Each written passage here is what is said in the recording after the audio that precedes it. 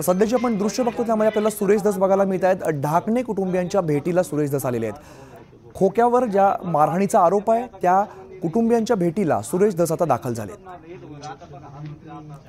आपण बघितलं थोड्याच वेळापूर्वी खोक्याच्या कुटुंबियांना सुरेश धस यांनी भेट दिली होती आणि यानंतर लगेचच ढाकणे कुटुंबियांच्या भेटीला सुरेश धस दाखल झालेले आहेत। सुरेश जाधव आमचे प्रतिनिधी अधिकची माहिती देतात। सुरेश, आपण बघितलं खोक्याच्या घरात आता सुरेश धस गेले आणि लगेचच आता ढाकणे कुटुंबियांच्या भेटीला सुरेश धस दाखल झाले। शिरूरमध्ये जो वाद झालेला होता, ढाकणे पितापुत्राला मारहाण केल्याच्या संदर्भात जो गुन्हा दाखल झाला होता, त्या प्रकरणामध्ये सुरेश धस यांनी दोघांचीही भेट घेतलेली। विशेष म्हणजे सतीश भोसले हा सुरेश धस यांचा कार्यकर्ता आहे असा आरोप प्रत्यारोप करण्यात आला होता। त्याचबरोबर त्याला अटक करावी यासाठी शिरूरमध्ये मोर्चा देखील काढण्यात आला होता। मात्र ज्या ढाकणे पितापुत्रांना मारहाण झाली त्या देखील कुटुंबाची विचारपूस करण्यासाठी सुरेश धस या ढाकणे कुटुंबाची भेट घेत आहेत। विशेष म्हणजे मेडिकलसाठी जर काही गरज लागली तर मी सोबत असेल अशा पद्धतीने देखील आश्वासन देत आहेत।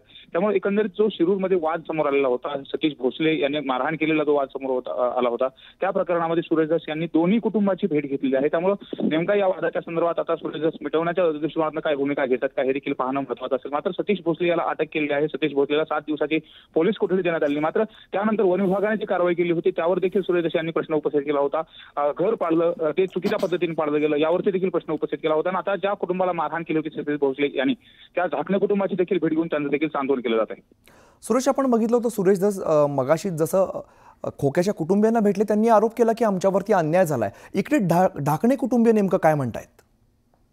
ढाकणे कुटुंबाचं देखील तेच म्हणणं आहे की ज्या पद्धतीने मारहाण केली गेली, दात पाडले गेले, पाय फ्रॅक्चर केला गेला, हे अत्यंत अमानुष पद्धतीने मारहाण केली होती आणि मारहाण करत असताना 4-5 जण मारहाण करत होते। त्यामुळे जी मारहाण केली आहे त्या संदर्भात कठोर कारवाई झाली पाहिजे अशी देखील मागणी आहे। तर ज्या पद्धतीने आता पायाचं ऑपरेशन करायचं, त्याचबरोबर दाताचं ऑपरेशन करायचं आहे, त्यासाठी देखील आता आम्ही गरीब कुटुंबातील आहोत त्यामुळे देखील मदत लागेल अशा पद्धतीने देखील आता जे ढाकणे कुटुंब आहे ते सुरेश धस यांच्याकडे मागणी करतात। सुरेश धस यांनी मेडिकलसाठी लागणारा जो खर्च आहे त्या संदर्भात देखील मदत केली जाईल असा देखील शब्द दिलेला आहे। त्यामुळे आता जो वाद समोर आला होता, ज्या वादामधून सतीश भोसले उर्फ खोक्या कशा पद्धतीने अमानुष मारहाण करत होता या सगळ्या गोष्टी समोर आल्या होत्या आणि ढाकणे पितापुत्राला अमानुष मारहाण केली होती ते देखील न्यूज 18 लोकमतनं दाखवलं होतं।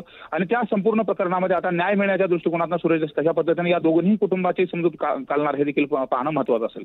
निश्चित आपण बघतोय सुरेश धस यांनी दोन्ही कुटुंबियांची भेट घेतलेली आहे। सध्या दृश्यांमध्ये आपल्याला बघायला मिळते ढाकणे कुटुंबियांच्या भेटीला सुरेश धस दाखल झालेले आहेत। ढाकणे कुटुंबाला मारहाण केलेली होती, खोक्याकडून मारहाणी झालेली होती आणि त्यानंतर धसांनी ढाकणे कुटुंबियांची भेट घेतलेली, त्यांची विचारपूस करताना आपल्याला दृश्यांमध्ये दिसतात। तसंच मेडिकलसाठी सुद्धा काही लागलं तर मी मदत करेन असं आश्वासन सुरेश धस यांनी दिलेलं आहे।